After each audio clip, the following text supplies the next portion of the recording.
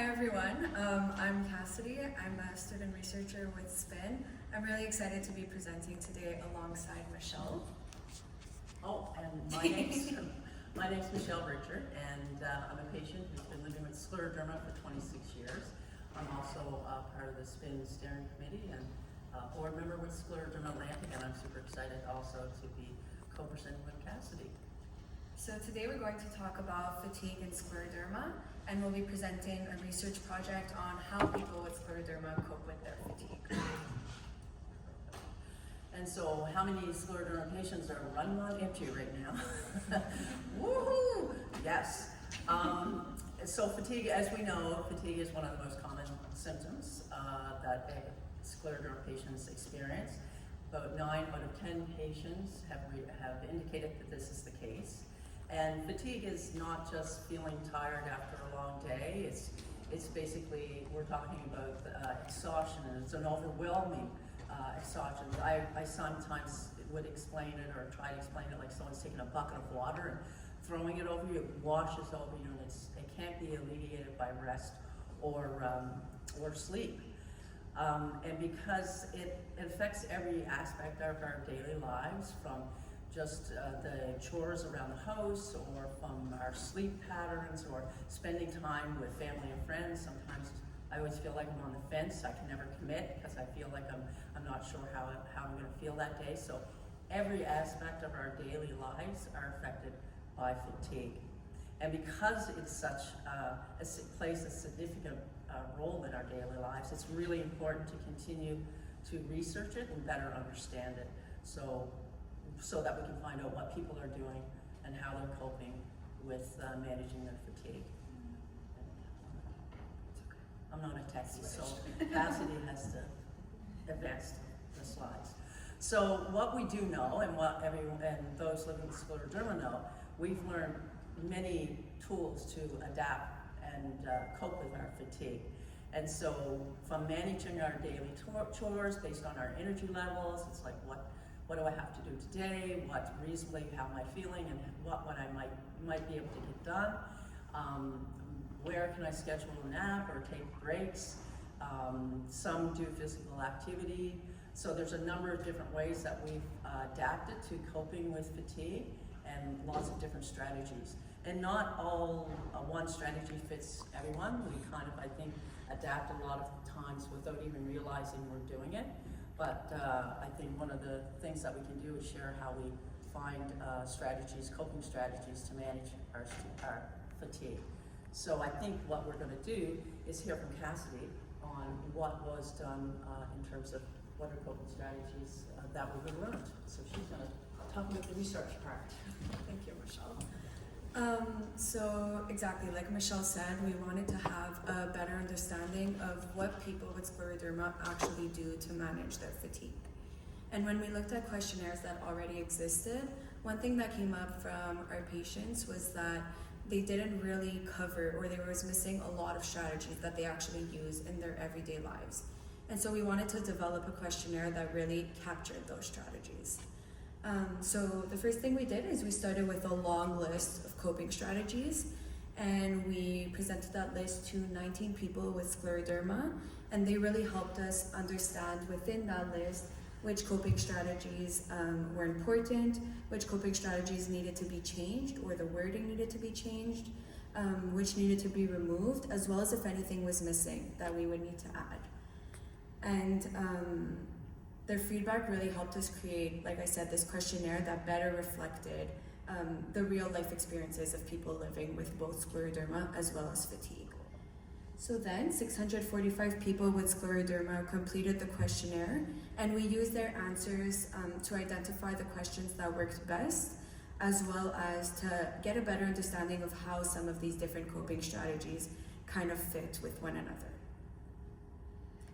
So what did we find? The questionnaire ended up including 21 questions, of which broke down into 7 main ways of coping with fatigue. So I've put on the slide, feel free to take a picture, the 7 main domains, as well as one example of each, just to give you an idea of the types of questions that were being asked. And I'm gonna highlight some things that I find interesting from this slide. So One is just how different these coping strategies really are. So you can see the first one, rest and energy conservation, which is more about working with the energy that you have. So trying to get enough sleep, giving your body time to recover. And then we also see one kind of similar, as Michelle was talking about before, the time and activity management. So that one is more about breaking up tasks into bigger tasks, into smaller tasks, as well as kind of organizing and prioritizing your tasks for that day. So trying not to do too much at once. But what we saw is that coping is not only changing what you do, but it's also people cope differently about like how they think about their fatigue. And so we see two very different approaches here. One is ignoring fatigue. So there's some people that try to ignore their fatigue. They continue going as if they weren't feeling very extremely tired. And then on the opposite end, we also have some people who pay super close attention to their fatigue, how it changes throughout the day, and yeah, exactly. So how their energy levels change throughout is something that's really important for them. And what I wanted to note here is that these aren't necessarily one or the other tasks. As Michelle mentioned, even the two tasks that seem to oppose each other in terms of ignoring versus paying attention to your fatigue are things that people can do at once, or it can depend on the situation, it could depend on the day, it can depend also on that period of time and how much fatigue is being felt during that period. And then we also see other ways that people manage with fatigue. So we see stress management, so trying to decrease as much as possible stress and anxiety levels. We also see the physical activity, so trying to put in physical activity into your daily life to whatever extent that looks like, which will depend from person to person, as well as for some people, faith-based coping is super important for them as well. And so what does this actually tell us? This study gives us a better picture of how people cope with fatigue in their everyday life, specifically in the context of scleroderma. And this questionnaire actually allows us to measure those different approaches. But something that's really important to emphasize here is that we're not saying that one coping strategy is really good and another is really bad. At this point, all we know is that these coping strategies are things that people with scleroderma are using in their everyday lives, but we're not really sure which ones are working best, and that's really where we want to take this project next. So our next step is to look at whether some of these strategies are associated with less fatigue or better quality of life.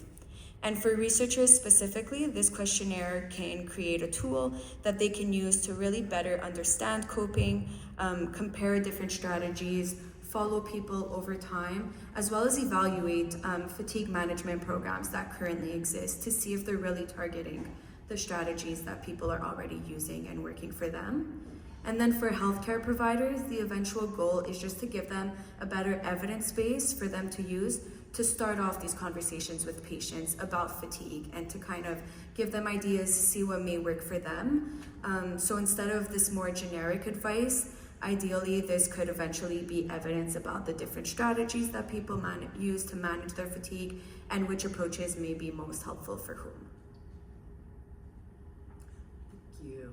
And I think from a patient's opinion, now this is like, It's a little height difference. I'm seeing a little light, doesn't it?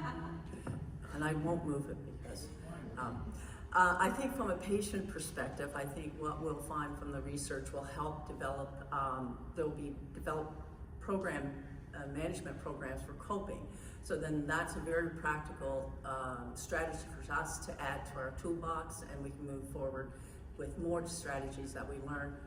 As Cassidy said, we're going to try to learn which ones are actually making a difference, and then how they'll be able to be developed into programs. So I think that's really important to have tangible strategies and programs.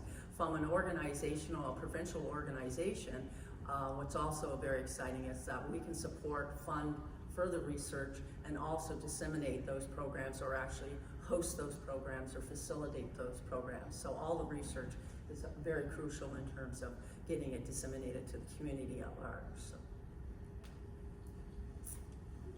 So that wraps up our talk. Thank you so much for listening, and we'll stick around. So if anyone has any questions or comments, please feel free.